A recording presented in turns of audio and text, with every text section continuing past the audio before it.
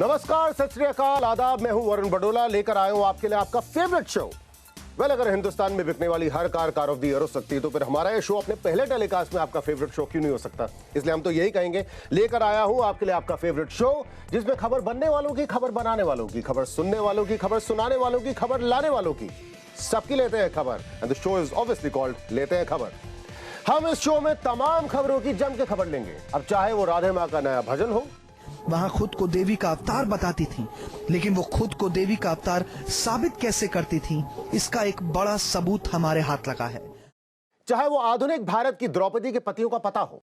एक बड़ी खबर आ रही है। शीना मर्डर केस में एक नया दावा किया गया है। एक स्थानीय न्यूज चैनल के मुताबिक शीना की मां इंद्रानी मुखर्जी ने कुल 5 शादियां की थीं। तो इंद्रानी मुखर्जी की 3 नहीं बल्कि 5 शादियां हुई थी। एक नया खुलासा हुआ है। चाहे वो हरमन बावेजा की अगली पिक्चर, जो कि अपने आप में अता पता लापता आएगी भी कि नहीं, क्या पता। कभी एंगेजमेंट की खबर आती है, कभी शादी जल्दी होने वाली खबर आती है, उस पर अब आप बहुत जल्दी आपको ब्रेकअप की खबर भी आएगी। या हो विराट कोहली की परफॉर्मेंस ऑन फील्ड। कल रात पहली बार कैमरे पर विराट और अनुष्का एक साथ नजर आए। मुंबई में विराट ने अनुष्का के साथ नाइट आउट पार्टी की और न्यूज 24 के कैमरे में पार्टी की हर तस्वीर कैद हो गई।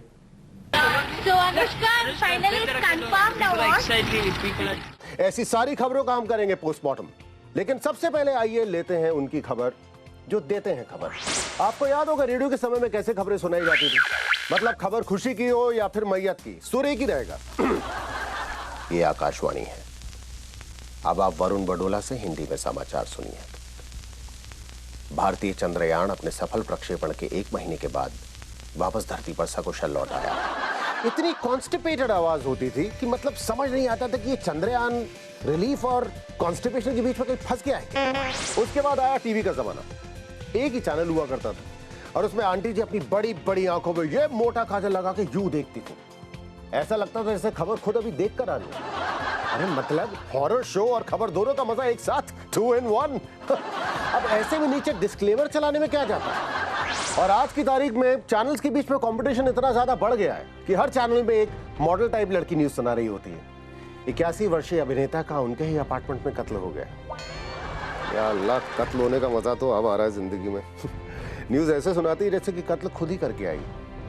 वह ये सब तो आपने देखा हुआ है, लेकिन मैं आपको दिखाऊंगा खबरों का वो स्वरूप जो कि आपने पहले कभी भी नहीं देखा होगा। तो आइए चलते हैं अपनी पहली खबर की तरफ। टॉप की न्यूज। इंटरनेशनल डॉन छोटा राजन को बाली एयरपोर्ट से इंडोनेशियन पुलिस ने किया गिरफ्तार। आपको बता दें कि छोटा राजन को इंडोनेशिया पुलिस ने भारत, ऑस्ट्रेलिया और इंटरपोल से मिली जानकारी की मदद से गिरफ्तार किया था। ये भी बताया जा रहा है कि इस ऑपरेशन के लिए सरकार ने प्लान बनाया था। और फिर से अपने दर्शकों को बता दें कि छोटा राजन ने ही खुद अपनी गिरफ्तारी को अंजाम दिलवाया है। इस तरह के भी तथ्य आ रहे हैं क्योंकि वो शारीरिक तौर पर कमजोर है और उसका नेटवर्क भी काफी वीक पड़ चुका है। अब मुझे लगता है कि हिंदुस्तान की सरकार को छोटा राजन के स्वागत की तैयारियां पूरी कर लेनी चाहिए। सुबह शाम का खाना 5 स्टार होटल से, कमरे में एसी, 4G वाली लड़की से अनलिमिटेड प्लान वगैरह वगैरह वगैरह। अगर हम बाहर के आतंकवादियों के लिए बिरयानी का इंतजाम कर सकते हैं तो ये तो अपने हैं। वैसे इस काम के लिए इंडियन पुलिस की पीठ थपथपाना तो बनता है, क्योंकि उन्होंने जल्दबाजी बिल्कुल नहीं की। 27 साल तक आराम से इंतजार किया। इंडियन पुलिस को पता है कि अपने कल्चर में रिटायरमेंट के बाद सारे बुड्ढे घर ही वापस आते हैं। एक ना एक दिन दाऊद भी जरूर वापस आएगा। वैसे आप छोटा राजन को देखिए, पुलिस वाले के साथ खड़े हुए राजन ऐसे मुस्कुरा रहे हैं जैसे कि 36 बार हिंदुस्तान की सरकार ने इनका वीजा रिजेक्ट किया है और अब फाइनली इनको ठप्पा मिल गया है। अब घर में आएंगे और सबसे पहले मम्मी से जाके मिलेंगे। वैसे हमने ये भी सुना है कि छोटा राजन को दाऊद का नंबर 2 भी कहते थे। दाऊद का दाहिना हाथ होता था छोटा राजन। दाऊद के हर फैसले में होती थी छोटा राजन की अहम भूमिका। लेकिन दुश्मनी में बदल गई डॉन दाऊद और छोटा राजन की दोस्ती। अब सोचिए, मिलने जाते होंगे और बंदा कहता होगा, बॉस नंबर 2 आया है। बॉस बहुत जोर से नंबर 2 आया है। अब ऐसे में नंबर 2 सुनना किसको अच्छा लगेगा। वैसे सही बताऊं, ऐसी बातें खुल के करनी नहीं चाहिए, वरना गोली भी वहीं पड़ेगी, नंबर 2 वाले स्पॉट पे। वैसे मैं ओवर एक्साइटेड बच्चों को बता दूं कि Chhota Rajan is not a sequel to Chhota Bheem, right? Hello, कौन बोल रहा है? छोटा शकील। छोटा, हाँ छोटा शकील, हाँ कहिए। क्या कर रहा है तू आजकल? मैं तो वही जो करता हूँ, वो शो लेते हैं खबर। अच्छा, तो हमारी खबर लेगा? अरे नहीं भाई, आप क्या बात कर रहे हो? आपकी खबर कैसे ले सकता हूँ? शो का नाम है भाई ये। अच्छा वो छोड़िए, बता हमारा हफ्ता कब दे रहा है? अरे भाई पूरा का पूरा हफ्ता तो आपको दे के रखा हुआ है ना, मैं तो सिर्फ 2 ही दिन आता हूँ। कॉमेडी कर हमारे साथ, हाँ? कॉमेडी कर हमारे साथ, कॉमेडी शो में कर और हफ्ता टाइम से पहुंचा देना। हाँ हाँ भाई।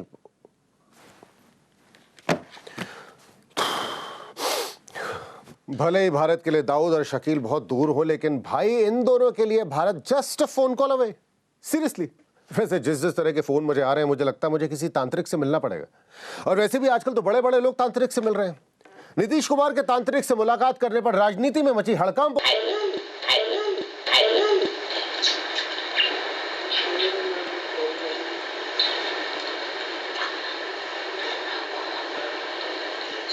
और इस मुद्दे पर चर्चा करने के लिए हम चलते हैं अपने पहले सेगमेंट की तरफ।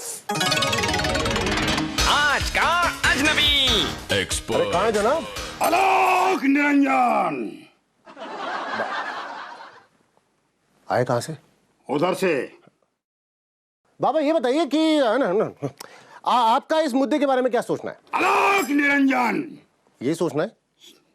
अगला सवाल पूछो। हाँ क्या? सबको पता है कि हमारा देश लोकतांत्रिक देश है, मतलब लोक और तांत्रिक। अगर नीतीश कुमार सब लोगों से मिलकर तांत्रिक के पास गया तो क्या गलती की? नहीं गलती क्या क्या क्या क्या गलती? कोई गलती नहीं इसकी। बिल्कुल सही बात है। हाँ, काले जादू के बारे में सबने सुना है, लेकिन देखा किसी ने नहीं है। नहीं देखा ना? पता नहीं। टेबल जरा थोड़ा थोड़ी कमजोर है। अरे एक ही है। पर मैं जानना ये चाहता था कि ये आप ये नीतीश जी आपके पास आए तो आप सिर्फ उन्हीं से संपर्क में हैं या फिर बाकी और पार्टियां भी हैं जिनसे आप बच्चा तेरा सवाल बहुत सही है। हम तो सबकी मदद करते हैं। अभी ईमेल द्वारा एक पार्टी को सॉल्यूशन दिया था। अच्छा जी। हाँ, हमने कहा भाई आपके ऊपर राहु भारी है। अच्छा। उन्होंने राहु यज्ञ भी कराया। क्या बात है? लेकिन एक चूक हो गई। क्या? एक चूक हो गई कि हम एल लगाना भूल गए। दरअसल में उसके ऊपर राहुल भारी था। राहुल। हाँ। राहुल भारी था। क्या कर सकते हैं? चमड़े की जुबान, चमड़े की उंगली फिसल गई। आराम से, एक ही है।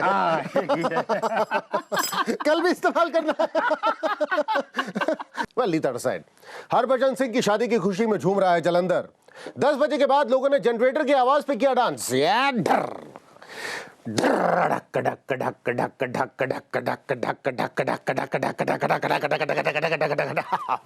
जोक्स साइड, मैं अपनी तरफ से उनको बहुत बहुत बधाई देना चाहता हूं और दुआ करता हूं कि शादी के बाद वो कभी भी आउट ऑफ फॉर्म ना रहे, क्योंकि अब परफॉर्मेंस में गड़बड़ हुई तो करियर के साथ साथ लाइफ में भी प्रॉब्लम होगी। You know what I mean, you getting my point? Well, चलते हैं अगली खबर की तरफ। अमीषा पटेल ने किया राष्ट्रीय गान का अपमान, नेशनल एंथम पे नहीं हुई खड़ी। ना दिस इज रियली बैड। मतलब ये सभी को पता है कि अमीषा पटेल कुछ समय से चल नहीं रही हैं, पर अब खड़ी भी नहीं हो पा रही हैं। तो यार गदर में तो वो उड़ जा काले कावा में बहुत जोर से दौड़ी थी, हैं? अब नेशनल एंथम पे खड़ी नहीं हो पा रही हैं।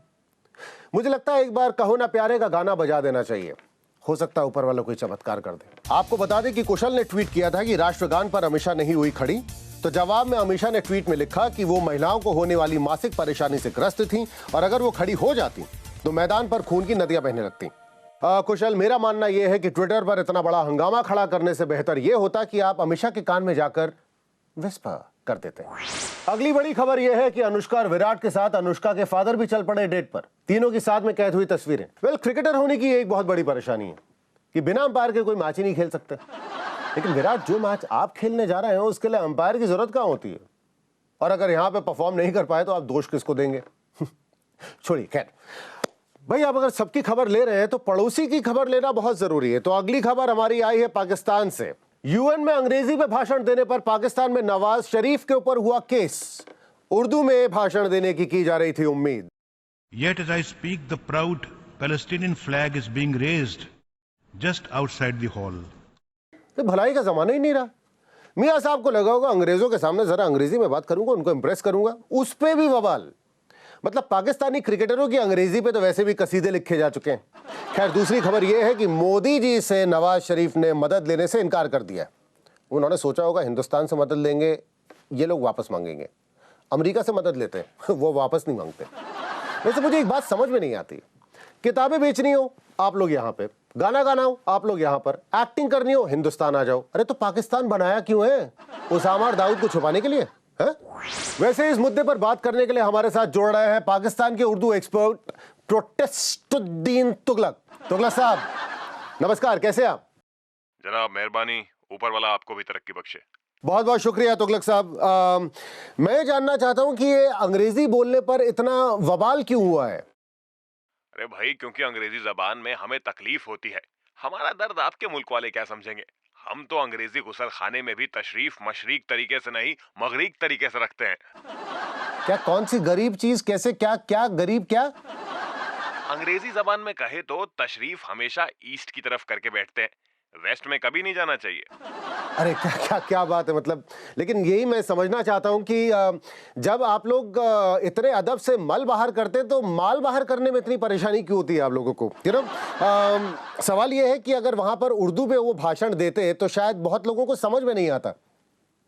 बड़े भाई, मसला ये है कि वो जो गुफ्तगू वहां करके आए हैं वो हमें समझ नहीं आती। क्या पता अंग्रेजी में हमारे मुल्क का सौदा कर दिया हो। लेकिन एक सोचने वाली बात यह है कि अगर वो सौदा करते भी तो किस चीज का सौदा करने के लिए बचा क्या है आपके मुल्क में?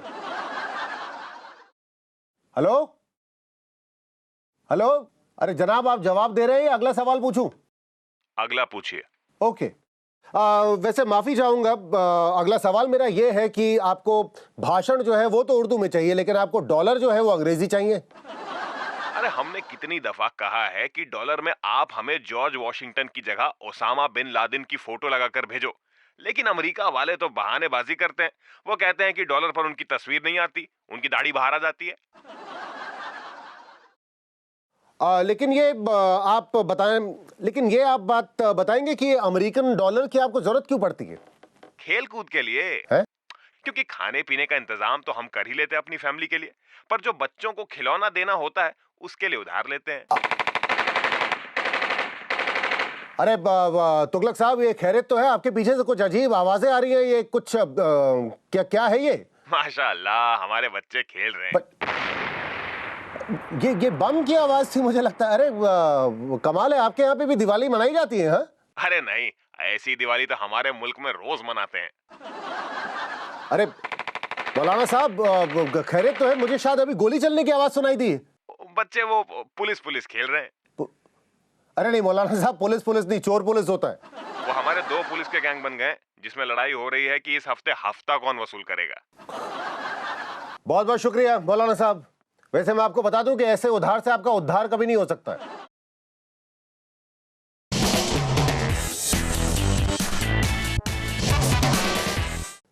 पाकिस्तान से गोलियां तो आती रहती, लेकिन इस बार गीता वापस आई है। देखते हैं खबर। भारतीय मूल की गीता, जो कि पाकिस्तान में लंबे समय से रह रही थी, वो वापस आ गई है। 15 साल से पाकिस्तान में रह रही हिंदुस्तानी लड़की गीता की हुई घर वापसी, लेकिन गीता को अभी तक नहीं मिला है अपना परिवार।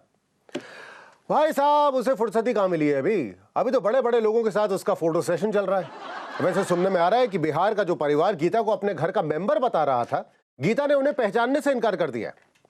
अब इतने बड़े बड़े लोगों से, ऐसे वीवीआईपी से मिलने के बाद तो सुबह घर से निकल के मैं शाम को पहुंचूं तो अपने परिवार को ना पहचानूं। पिछले 14 सालों से पाकिस्तान में फंसी इस मुन्नी को अपने बारे में कुछ ज्यादा नहीं पता, सिवाय इसके कि इसका नाम गीता है, क्योंकि ये ना तो बोल सकती है और ना ही सुन सकती है। भारत के नक्शे को देखकर रो पड़ती है, लेकिन वो ये नहीं बता पाती कि भारत के वो किस इलाके से ताल्लुक रखती है। जब जब उससे पूछा जाता है तो झारखंड और तेलंगाना के नक्शे पर उंगली रख देती है।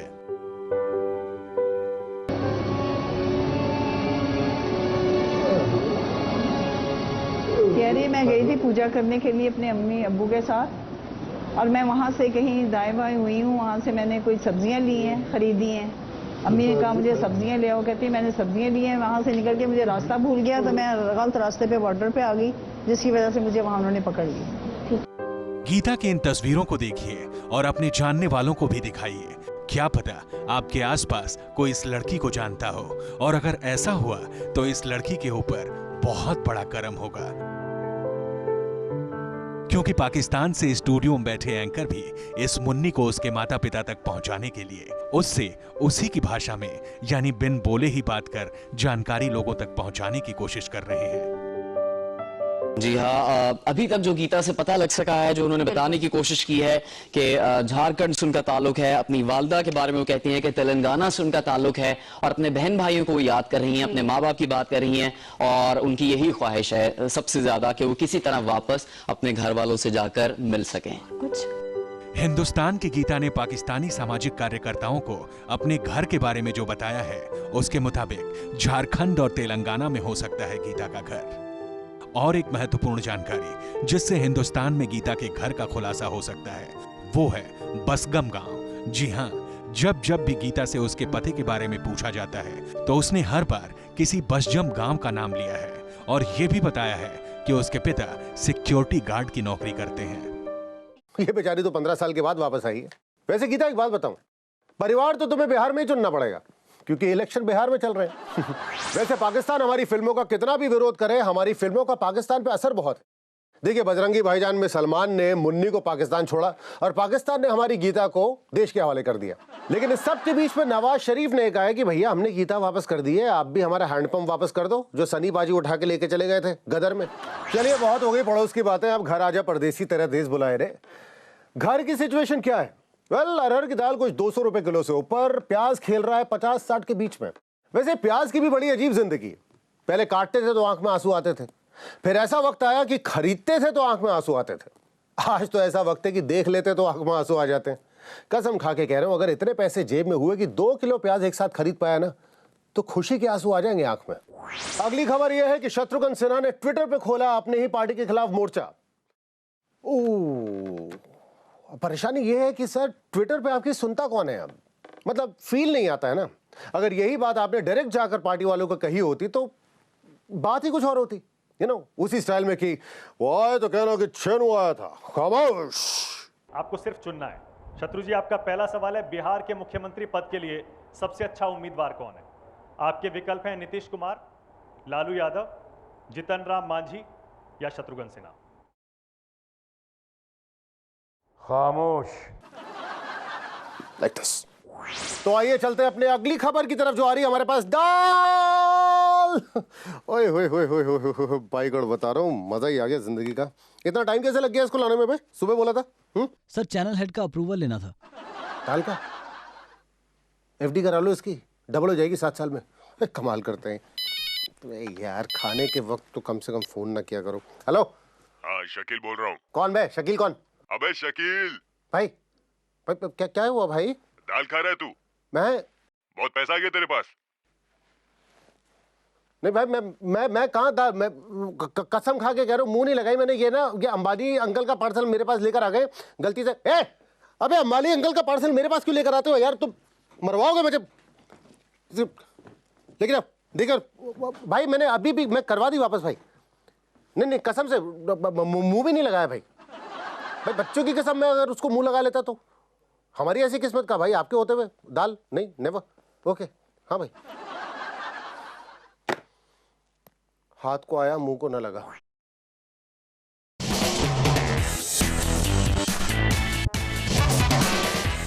वेल, हमारी किस्मत में दाल का तड़का खाना लिखा हो या ना लिखा हो, लेकिन हम आपको खबरें बहुत तड़केदार सुना सकते हैं। और अगली खबर यह है कि सनी लियोनी की पिक्चर मस्ती ज़्यादा के पोस्टर हुए रिलीज और सेंसर बोर्ड हुआ अलर्ट। वैसे तो फिल्म कॉमेडी है, लेकिन फिल्म चाहे ड्रामा होती, थ्रिलर होती, सस्पेंस होती, सनी लियोनी को तो एक्शन ही करना था।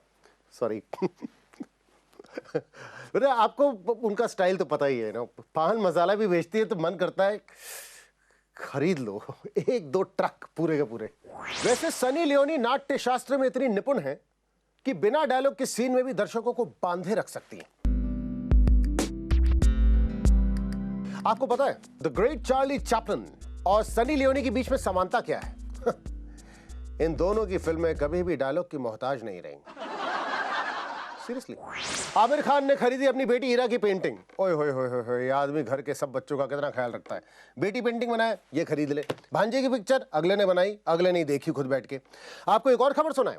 बजरंगी भाईजान देखने के बाद आमिर खान रो दिए क्योंकि उस फिल्म में सलमान खान ने एक्टिंग कर ली है। और कट्टी बट्टी देखकर भी आमिर खान रोए क्योंकि इमरान से अभी तक एक्टिंग नहीं होती।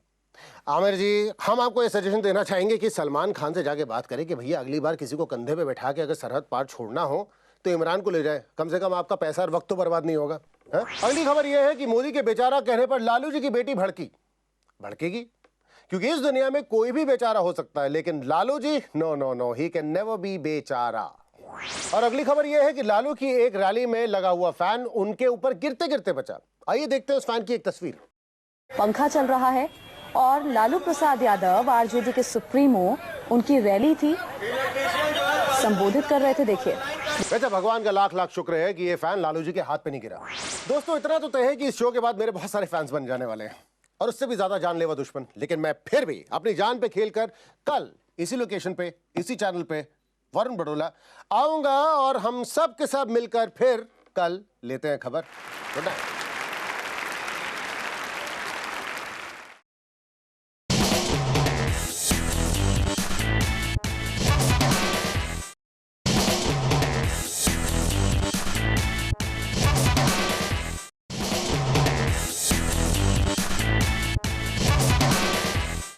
हेलो, नमस्कार, सत श्री अकाल, आदाब। मैं हूं वरुण बड़ोला और मैं आपके लिए लेकर आया हूं आपका फेवरेट शो विंदु दारा सिंह। आपके फेवरेट हो सकते हैं और आपके वोटों की वजह से बिग बॉस जीत सकते हैं, तो ये शो आपका फेवरेट है और है। तो इसलिए मैं लेकर आया हूं आपके लिए आपका फेवरेट शो जिसमें कि खबर बनने वालों की, खबर बनाने वालों की, खबर सुनाने वालों की, खबर लाने वालों की, सबके लेंगे खबर। And the show is called लेते हैं खबर। पहले मैं सोचता था कि लोग रातों रात स्टार कैसे बन जाते हैं। इस शो को करने के बाद मुझे पता चला कि यस, लोग रातों रात स्टार बन सकते हैं, लेकिन थोड़ी मेहनत करने के बाद। टाइम देखिए जरा, इट्स लेट नाइट। वेल, आजकल भले ही पेरेंट्स का बच्चों पर असर हो या ना हो, दवाइयों का पेशेंट्स पर असर हो या ना हो, लेकिन खबरों का असर हम सब पर हमेशा रहता है। लेकिन कभी कभी ऐसी खबरें आती हैं कि समझ में नहीं आता कि ऐसा आखिर हो कैसे सकता है। मतलब खबरें मिलती हैं कि ऐसे भी इंसान है दुनिया में जो कि पत्थर, बल्ब, ईंट, लोहा सब कुछ खा लेते हैं। अब सोचने वाली बात यह है कि अगर रात के डिनर में मिर्च ज्यादा हो जाए तो सुबह हालत खराब हो जाती है। तो जो आदमी ईंट, लोहा, ये सारी चीजें खाता होगा उसका सुबह क्या हाल होता होगा। मतलब जो आदमी बल्ब खा ले वो तो बाथरूम की लाइट तक ना ऑन करे। और अगर किसी इंसान ने कहीं गलती से बम या पटाखे खा लिए तो सारी मीडिया तो उसके पीछे माचिस लेके लग जाएगी कि यहाँ से निकलेगी गुरु धमाकेदार खबर। चलिए छोड़े इन सब बातों को और ये देखते हैं कि अब क्या क्या घटा है दुनिया में। ज्यादा खुश होने की जरूरत नहीं है, किसी भी चीज के दाम नहीं घटे, वो सब वैसे के वैसे हैं। हम ये देखना चाहते हैं कि क्या घटा है दुनिया में, you know, in terms of the event. News. हमारी पहली कहानी है सलमान खान को लेकर। सलमान खान बदलते हैं रूप। हाल ही में एक इंटरव्यू में उन्होंने कहा था कि मैं सुबह कुछ और होता हूं, दोपहर में कुछ और होता हूं, रात को बिल्कुल कुछ और होता हूं। अब सलमान खान की रियल लाइफ और रियल लाइफ में एक्चुअली बहुत ज्यादा डिफरेंस है। फिल्मों में वो कहते हैं कि एक बार जो मैंने कमिटमेंट कर दी तो उसके बाद मैं खुद की भी नहीं सुनता, और रियल लाइफ में हम लेकर आए हैं खास मेहमान सलमान खान। करीना कपूर करीना खान बनने के बाद सलमान खान को क्यों इतनी ज्यादा नहीं सुहाती? करीना को आपने बचपन से देखा है, उनके साथ रोमांटिक सीन्स हो जाता है क्या? क्योंकि जिसको आपने छोटी बच्चे की तरह देखा है। देखो, बहुत टाइम पहले देखा था, अब वो उनको सोचना है, मुझे नहीं। उनकी बहन के साथ भी मैंने काम किया है 13 साल। अभी एक्टिंग है जी, ये एक्टिंग है। एंड छोटी बच्ची थोड़ी रही है, अब 30 साल की हो गई है, बहुत चेंज हुआ उसमें। And she is a married woman. She is a married woman. हां, देन वैसे ही मैरिड वुमन डेड है मेरे लिए। कल मैंने कहा था कि अरेंज मैरिज के ऊपर ओके है, आज मैं कह रहा हूँ कि अरेंज मैरिज बिल्कुल ओके नहीं है मेरे लिए। सब लोग आपको परसों मैं शायद चेंज कर दूं। आज लव का मौसम है, आप मेरे साथ बैठी हो तो मुझे सिर्फ लव लव लव लव ही लव दिखाई दे रहा है। मगर फिर वो what happens to that dialogue of yours कि एक बार मैंने कमिटमेंट कर दिया तो मैंने कर दिया। एक बार दिन में जो मैंने कमिटमेंट किया है वो दिन तक ही रहता है। रात को अलग कमिटमेंट, फिर सुबह को अलग कमिटमेंट। इंडो अफ्रीका शिखर सम्मेलन में अपनी 15 रानियों, 30 बच्चों और 100 नौकरों के साथ पहुंचे स्वाजीलैंड के किंग मस्वाती 3। अरे बाप रे बाप, मतलब ऐसा लग रहा है कि राजा ने पूरे के पूरे मोहल्ले को बोला चलो हिंदुस्तान घुमा के लेकर आता हूं। दादा दादी की कहानी में हमने सुना था कि प्रजा जो है वो राजा के बच्चों के समान होती। वेल, इनके तो बच्चे इनकी प्रजा है। मतलब कुल मिलाकर ये अपने बच्चों और अपनी रानियों पे अगर राज कर ले तो इनके लिए वही बहुत है। मतलब सोचिए कि अगर रात कोई खाने पे सारे के सारे एक साथ मिलते होंगे तो घर के अंदर ट्रैफिक जाम लग जाता होगा, सारे के सारे हॉर्न लेके घूमते होंगे, पिप पिप पिप पिप पिप। अबे उस सीट पे जा रहा है, थोड़ा रास्ता तो दे यार। Strange situation. वैसे मुझे लगता है कि स्वाजीलैंड में एक central board of family education बनना चाहिए, जो कि हर साल राजा का इम्तिहान ले। आपकी कितने बच्चे हैं, आपकी कितनी बीवियां हैं, सबकी डेट ऑफ बर्थ, शादी की सालगिरह, एक बार पास नहीं होगा अगला, शर्त लगा के कह सकता हूं। और मैं ये सोचता हूं कि अगर ऐसे 4-5 लंबे परिवार हमारे देश में हो जाए तो नेताओं की तो चांदी हो जाए। मतलब आपको वोट मांगने जाने की जरूरत ही नहीं है। घर के अंदर ही अगर सब लोगों से वोट मांग ले तो सामने वाला बंदा तो हर बार अपनी जमानत जब्त करवा के बैठे। मतलब कमाल है। पेरेंट्स टीचर मीटिंग चल रही है, प्रिंसिपल है, सारे के सारे टीचर हैं, और एक पेरेंट आया, बच्चे सारे उसके पढ़ रहे हैं स्कूल में। और सबसे दिलचस्प बात यह है कि इनके पिताजी जो थे उनकी 125 रानियां थी। बच्चे शायद कभी उन्होंने गिने नहीं होंगे, तो इसलिए वो आंकड़ा हमारे पास है नहीं। तो कहने का मतलब ये है कि ये पूरा साम्राज्य जो है, ये इतना बड़ा एम्पायर, इनको उनके पिताजी ने खड़ा करके दिया है। अब नाम देखिए, जैसे धूम 3, क्रिश 3, वैसे मस्वाती 3। अब हमेशा सीक्वल से क्योंकि उम्मीद ज्यादा रहती है, तो हमें लगता है कि इनके राज्य के लोगों को यह लगता होगा कि मस्वाती जो है ना सिर्फ अपने पिताजी का मुकाबला करेंगे, बराबरी करेंगे, बल्कि एक दिन उनसे आगे निकल जाएंगे। मतलब ऐसे अगर 4-5 लंबे परिवार हिंदुस्तान में हो जाए तो राजनीतिज्ञों की तो ऐश हो जाएगी। वोट मांगने के लिए बाहर जाने की जरूरत नहीं है। इन 3-4 परिवारों को पटाओ, हर बार बहुमत से जीतो, कमाल है। खैर, स्वाजीलैंड के राजा हमारे मेहमान हैं और अपने मेहमानों की कद्र करना हमारा फर्ज बनता है। तो आइए उस इंसान से मिलते हैं जिन्होंने कि इस परिवार के लिए सारे के सारे इंतजाम किए। आज का अजनबी एक्सपर्ट। क्या ये क्या है? सामान है मेरा, रोजी रोटी मेरी। तो ये भी सामान है मेरा, ये भी रोजी रोटी है मेरी। इसको नीचे रखो, नीचे नीचे नीचे। इनके लिए ये जो तैयारियां तुमने की, इसको हैंडल कैसे किया? अरे बाबा रे बाबा, मेरे को बोले देखो साहिब कि एक परिवार का ध्यान रखना है, तो मैं बोली मैं भी रख लूंगी। लेकिन जब मुझे वो परिवार से मिलाया, हो मेरे को कितना बड़ा शौक लगा रे बाबा। इधर शौक लगा, इधर शौक लगा, इधर शौक लगा। इतने लोग तो मेरे मोहल्ले में भी नहीं है बाबा कि जितने ये परिवार में लोग हैं। तो ये बताइए हमें कि ये जो परिवार वाले हैं, ये आपस में बातचीत किस तरीके से करते हैं? साहिब, मेरे को ऐसा लगता है ये लोग है ना एडवांस लोग है, मतलब टेक्निकल लोग है। ये जो राजा है ना, ये व्हाट्सएप पे सबके लिए अलग अलग ग्रुप बनाए होंगे, जैसे रानियों के लिए ग्रुप, बच्चों के लिए ग्रुप, नौकर के लिए ग्रुप।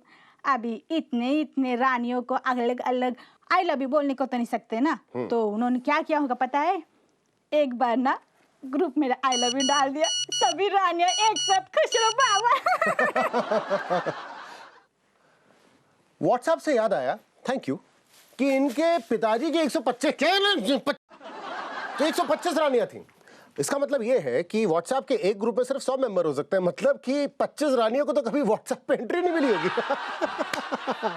जब बची हुई 25 रानियों ने राजा के खिलाफ एक हेट ग्रुप खोल के रखा है, दे मार गालियां दे रही उसकी, डर्टी ओल्ड मैन टाइप्स। इतना लंबा परिवार, जिस परिवार के बारे में सोच सोच के मैं थक गया हूं, उस परिवार को खड़ा करने में कितना वक्त लगा होगा? इंसान थका नहीं होगा क्या? परिवार से याद आया, सॉरी, 35 साल के बाद चाइना में अनुमति मिल गई है लोगों को अपना परिवार बड़ा करने की। चाइना की सरकार का यह कहना है कि चाइना में बुजुर्गों की आबादी बहुत बढ़ती चली जा रही है, उसको कम करने की जरूरत है, उनको युवा शक्ति की जरूरत है। अब मुझे समझ में यह नहीं आ रहा है कि युवा शक्ति तो आ जाएगी, लेकिन उसके आने से बुजुर्गों की तादाद कैसे कम होगी? चाइना ने यह स्टेप लिया है, गुड फॉर देम। एक्चुअली अब उनके बच्चों को कम से कम यह तो पता चलेगा कि परिवार क्या होता है, भाई बहन क्या होते हैं, जायदाद के झगड़े क्या होते हैं, फैमिली ड्रामा क्या होता है। And Indian economy will boom. वो इसलिए क्योंकि यहाँ के सारे डेली सोप जो है वहां पे नंबर 1 स्पॉट पे खेलेंगे। I will be back in business. वैसे एक सर्वे ये भी कहता है कि चाइना के अंदर लोग अपने वैवाहिक जीवन से खुश नहीं है, तब पॉपुलेशन का ये हाल है। अगर खुश होते तो इन लोगों को तो नया प्लेनेट लेना पड़ता अपने लिए। भाई ये देखो, सीधी सादी बात है, हिंदुस्तान में लोग अपने वैवाहिक जीवन से खुश हो या ना हो, हमारी पॉपुलेशन टक टक टक टक टक टक टक टक ऊपर चलती चली जा रही है। सर्वे का कहना यह भी है कि पिछले 10 साल में चाइना की पॉपुलेशन सिर्फ 0.5% बढ़ी है, जबकि हिंदुस्तान की 1.5%, मतलब चाइना से 3 गुना ज्यादा। जोर लगा के हैया। पॉपुलेशन का gold medal seriously Olympic gold से ज्यादा बड़ा है। Time for a short break, और ब्रेक से वापस आने के बाद मैं आपको बताऊंगा कि कैसे एक सेल्फी करवा सकती है आपको गिरफ्तार। Do come right back.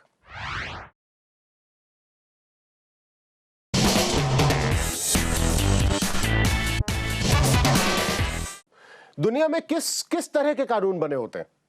Saudi अरब में फीमेल फैंस के साथ सेल्फी खिंचाने पर एक एक्टर गिरफ्तार।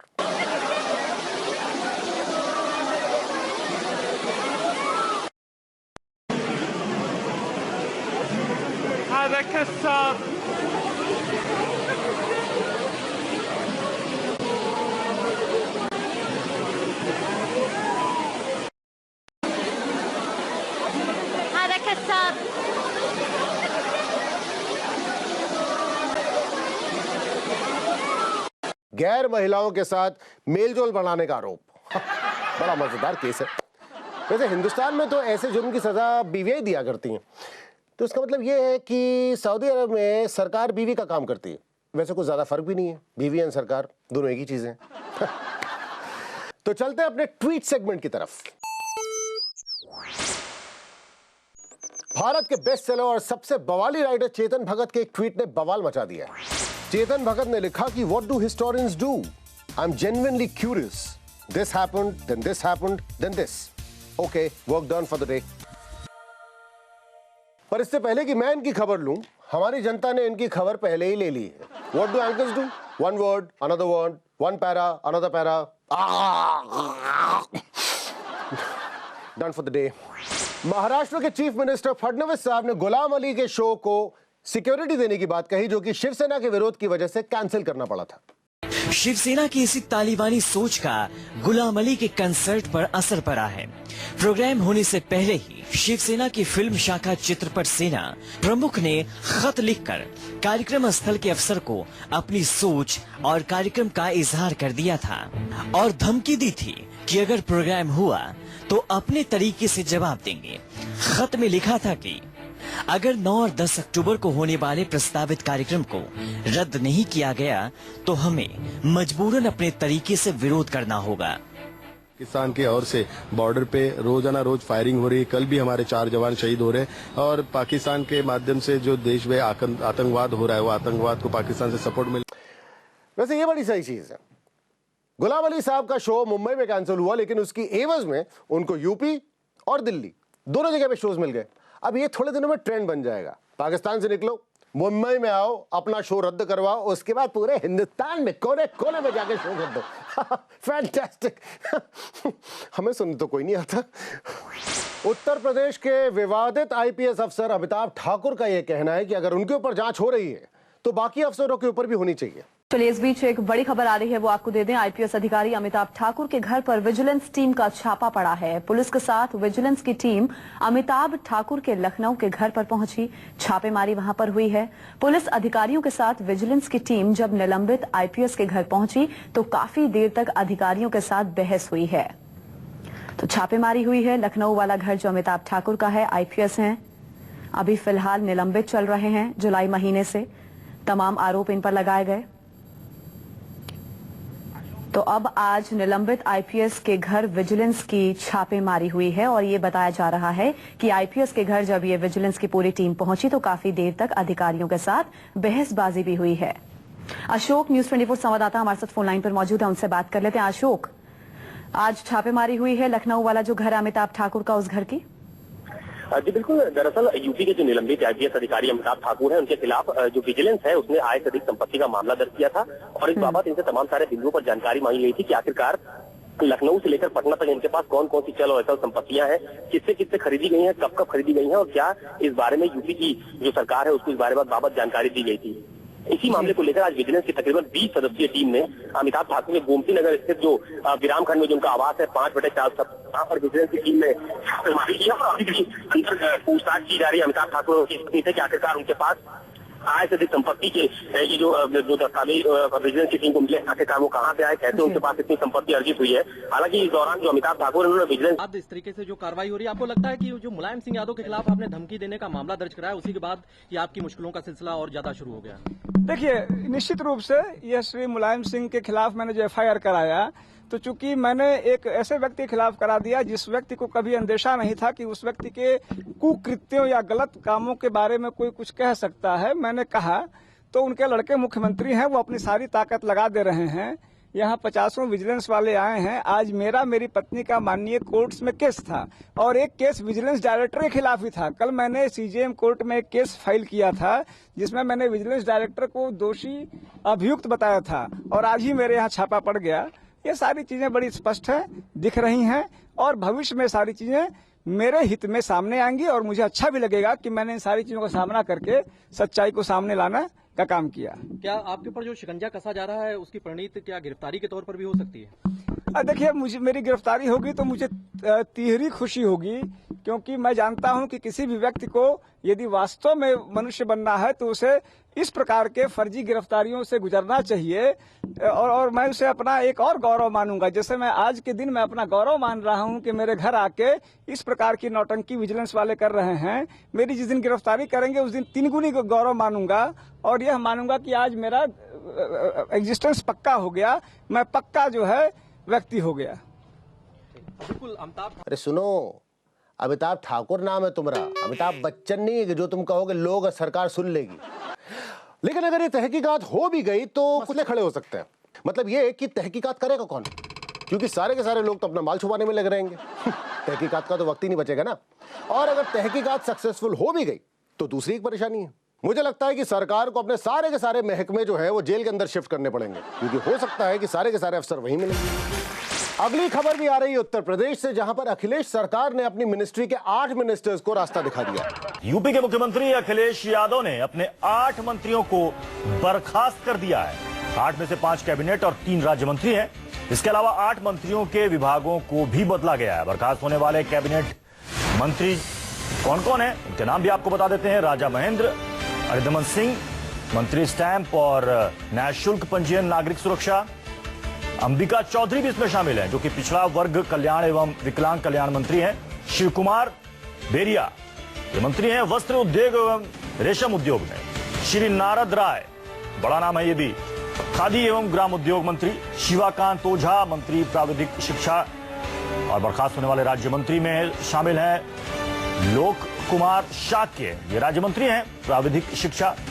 इसके अलावा योगेश प्रताप सिंह उर्फ योगेश भैया, राज्य मंत्री बेसिक शिक्षा। भगवत शरण गंगवा, राज्य मंत्री हैं स्वतंत्र प्रभार। सूक्ष्म लघु एवं मध्यम उद्यम एवं निर्यात प्रोत्साहन विभाग। ये वो तमाम मंत्री हैं जिनको बर्खास्त किया गया है। ये बड़े नाम हैं। 8 मंत्रियों को बर्खास्त किया गया है। और हमारे साथ इस वक्त अशोक तिवारी हमारे संवाददाता इस वक्त जुड़ चुके हैं। अशोक, क्या इसके पीछे वजह मानी जा रही है? मंत्रियों का परफॉर्मेंस या फिर उनके साथ विवादों का जुड़ा होना?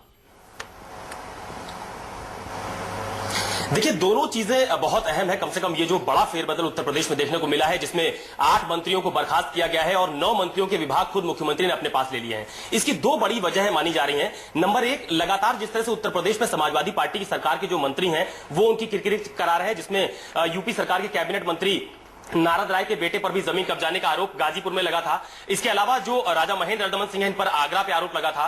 और इसके अलावा जो नारद राय हैं और जो तमाम सारे दूसरे मंत्री हैं, जिसमें जो शिव कुमार बेरिया हैं, अंबिका चौधरी हैं, इन पर लोकसभा चुनाव के दौरान भी तमाम तरह के आरोप लगे थे। अखिलेश सरकार का यह कहना है कि इन मिनिस्टर्स की रिपोर्ट कार्ड देखकर यह निर्णय लिया गया है। इन 8 मंत्रियों में से 5 कैबिनेट और 3 राज्य मंत्री हैं। अखिलेश सरकार ने यह काम किया है और यह बात समझा दी है कि उनकी नाक से पहले प्रदेश की नाक। मतलब एक कप्तान ने टीम से अपने नॉन परफॉर्मिंग प्लेयर्स को बाहर निकाल दिया। सीखने वाली चीज है, इसे कहते हैं लीडरशिप। तालियां हिंदुस्तान की, लेकिन क्रिकेट टीम का हाल बिल्कुल दूसरा है।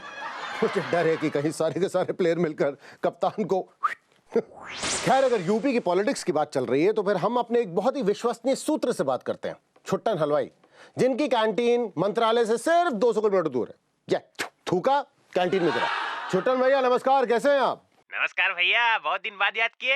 लगता है भौजी से ठीक ठाक पट रही है आपकी। हाँ, वैसे कितनी कचौड़ी चाहिए आपको? अरे नहीं, आपकी कचौड़ी के लिए फोन नहीं किया है। एक्चुअली आपकी राय चाहिए थी। ये सरकार में जो नए चेहरे लाए जा रहे हैं, पुराने निकाले जा रहे हैं, ऐसा क्यों हो रहा है? अरे कहाँ नए चेहरे ला रहे हैं भैया, कोई अमेरिका से चाय लेके थोड़ी ना आ रहे हैं। अरे जो काम ये करते थे वही वो भी करेंगे, वही ये भी करेंगे। 10 चाय 4 कचौड़ी, 10 चाय 4 कचौड़ी। हेलो, ये काम कैसे हो सकता है उनका?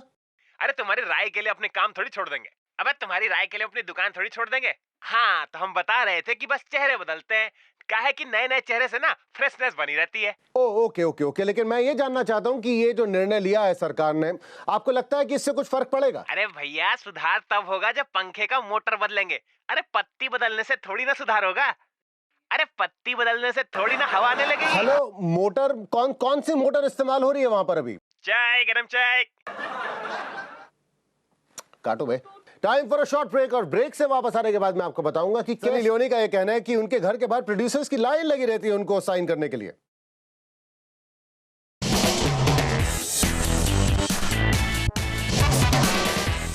एफटीआई के छात्रों ने गजेंद्र चौहान के खिलाफ अपनी हड़ताल वापस ले ली है, लेकिन छात्रों के समर्थन में दिवाकर बैनर्जी सहित 12 फिल्म मेकर्स ने अपने नेशनल अवार्ड्स वापस कर दिए। वैसे एक बात बताऊं, नेशनल अवार्ड वापस करने से लोगों को फायदा बहुत होता है। पहला तो ये कि जनता को पता चल जाता है कि नेशनल अवार्ड मिला किसको है। दूसरा ये कि जनता को यह पता चल जाता है कि नेशनल अवार्ड मिला किस लिए। वैसे जहां तक मुझे याद पड़ता है, ये पहली सरकार होगी जिसे कि जनता अवार्ड दे रही है। दिवाली नजदीक आ रही है तो बयानबाजी भी आजकल बहुत धमाकेदार होने लगी है। अमित शाह जी का कहना है कि अगर बिहार में उनकी पार्टी चुनाव हारती है तो पाकिस्तान में पटाखे फूटेंगे। शाह जी, आपको टेंशन लेने की जरूरत नहीं है। चुनाव का नतीजा जो कुछ भी निकले, पाकिस्तान में तो बम पटाखे हर दूसरे दिन फूटते ही हैं। वैसे हिंदुस्तान के विदेश मंत्रालय का यह कहना है कि पाकिस्तान जितनी जल्दी आतंकवाद को समझेगा उतनी जल्दी संबंध बेहतर होंगे। हमारा यह मानना है कि पाकिस्तान से बेहतर आतंकवाद को कोई नहीं समझता। हमने यहां पे कहा कि आतंकवाद को समझो, वहां पे परवेज मुशर्रफ ने तपाक से कहा कि तालिबान और उसामा बिन लादेन ये हमारे हीरो हैं। अब बताइए, समझदारी का इससे बेहतर सबूत उस तरफ से और क्या आ सकता था? आइए अब नजर करते हैं सनी लियोनी की तरफ। सनी लियोनी का यह कहना है कि उनके घर के बाहर प्रोड्यूसर्स की लाइन लगी रहती है उनको साइन करने के लिए। Easy ride. It hasn't been easy in any way. I know सब देख रहे हैं मेरे ये जो सक्सेस हो रहा है, there's so many good things happening, but इतना easy नहीं था, and it's still not easy. शायद सनी के भीतर ये डर उनके अतीत के एक फैसले ने पैदा किया था। एक बदनाम इंडस्ट्री से उनका ताल्लुक उन्हें बॉलीवुड हीरोइन बनने में सबसे बड़ा रोड़ा लग रहा था। सनी के उस अतीत की हैरत अंगेज कहानी आपको दिखाएंगे, लेकिन सबसे पहले सनी लियोनी की शख्सियत, उनके घर परिवार और उनके बचपन की कहानी उन्हीं की जुबानी आपको सुनवाते हैं। We lived in Canada, we lived in the US. Inside the home was a very typical Punjabi home. हम दाल रोटी खाते थे हर रोज. I think only Fridays and Saturdays हम दूसरा खाना खाते थे, either pizza or pasta or Chinese food. जो भी था, it was the free day to eat, you know, something different. Well, मेरे हिसाब से सनी लियोनी जो है वो बॉलीवुड की एक नंबर की हीरोइन है। एक बारी में एक फिल्म में काम करती हैं। उसका ऑब्वियसली डायरेक्टर एक ही होता है। अब फिल्म को बनने में भले ही 1 साल लग जाए, लेकिन वो उतरती एक ही दिन में। अब मिसाल के तौर पे लेते हैं उनकी पिक्चर, अभी क्या नाम था? नाम ही नहीं पता। कुछ कुछ लोचा है। अब कुछ कुछ लोचा है कि नाकामयाबी का छीका जो है वो सनी लियोनी के सर पे फोड़ दिया गया। अब एक बात बताइए, कौन इंसान होगा जो कि एक ही पोस्टर में सनी लियोनी और राम कपूर को झेल सकता है? मेरे अंदर तो इतना जिगरा नहीं है। वैसे मुझे लगता है कि प्रोड्यूसर ने सनी लियोनी के साथ बहुत बड़ा धोखा किया होगा। उनको ये कहा होगा कि देखिए, आपके हीरो जो है वो कपूर साहब होंगे। सनी लियोनी ने अपने सपने में भी नहीं सोचा होगा कि ये कपूर जो है राम कपूर निकलेगा। Well, basically life comes a full circle for her. आइए अब नजर करते हैं इमरान खान की तरफ। इमरान खान साहब ने अपनी 10 महीने पुरानी पत्नी को तलाक दे दिया। पाकिस्तान क्रिकेट टीम के पूर्व कप्तान और राजनेता इमरान खान एक बार फिर चर्चा में है। इस बार इमरान क्रिकेट या राजनीति की वजह से सुर्खियों में नहीं है, बल्कि पाकिस्तान को वर्ल्ड कप जिताने वाले इमरान खान अपने तलाक की वजह से खबरों में है। 63 साल के इमरान खान और उनकी पत्नी रेहम खान ने तलाक की अर्जी दाखिल की है। इमरान और रेहम की 10 महीने की छोटी सी लव स्टोरी का दी एंड हो गया है।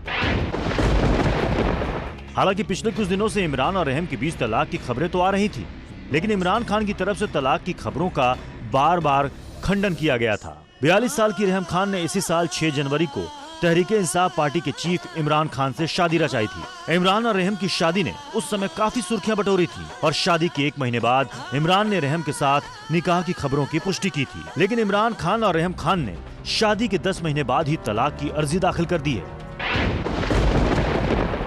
ये अर्जी इमरान और रेहम ने आपसी सहमति के बाद दायर की है। इमरान और रहम के बीच तलाक की अर्जी देने की पुष्टि इमरान खान की पार्टी की प्रवक्ता नईमुल हक ने की है। तहरीक इंसाफ के प्रवक्ता नईमुल हक का कहना है कि इमरान खान और रहम खान ने आपसी रजामंदी के बाद तलाक का फैसला किया है।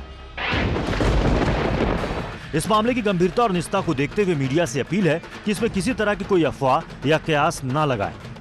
पाकिस्तानी मीडिया के अनुसार शादी के सिर्फ 10 महीने बाद तलाक की ये नौबत रहम की ख्वाहिश की वजह से आई। इमरान की पत्नी रहम खान भी सियासत में आना चाहती हैं, लेकिन तहरीक इंसाफ के चीफ इमरान खान रहम की सियासत में आने के खिलाफ थे, जिसकी वजह से इमरान और रहम के बीच लगातार दूरियां बढ़ती चली गईं। हालांकि पाकिस्तानी मीडिया में इमरान और रहम के अलग होने को लेकर काफी समय से कयास लगाए जा रहे थे, लेकिन इमरान खान ने रहम से बढ़ती दूरियों को सिरे से खारिज किया था और इसे एक अफवाह करार दिया था। वैसे कहा तो यह भी जा रहा था कि इमरान खान रहम से शादी करके काफी अफसोस कर रहे हैं और दोनों के बीच के रिश्ते काफी बिगड़ चुके हैं। इमरान खान साल 2004 में अपनी पहली पत्नी जेमिमा गोल्डस्मिथ को भी शादी के 9 साल बाद तलाक दे चुके थे। जेमिमा गोल्डस्मिथ के बाद अब रहम खान के साथ भी इमरान के संबंध टूट चुके हैं। Bureau report, news 24। खान साहब बुरा मत मानिएगा, लेकिन अब आपकी उम्र तो ये है कि आप अपने बच्चों का घर बसाएं।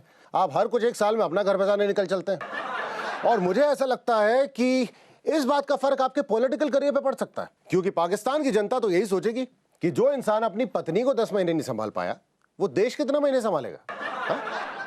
जाते जाते एक आखिरी खबर, यूके के निवासी टेड रिचर्ड्स ने अपने तोते जैसा देखने के लिए अपने दोनों कान कटवा लिए। अब सोचने वाली बात यह है कि तोते जैसा देखने के लिए दोनों कान कटवाए, अगर तोती जैसा दिखना होता तो दोनों कानों के साथ साथ आप सोचिए इस बारे में और अपना ख्याल रखिएगा। मैं कोशिश करूंगा अपना ख्याल रखूं, पता नहीं ना कौन मेरी खबर ले ले। मिलते हैं अगले सोमवार को मिलेंगे इसी वक्त इसी चैनल पर विद मी वरुण बडोला और साथ में लेते हैं खबर। Good night.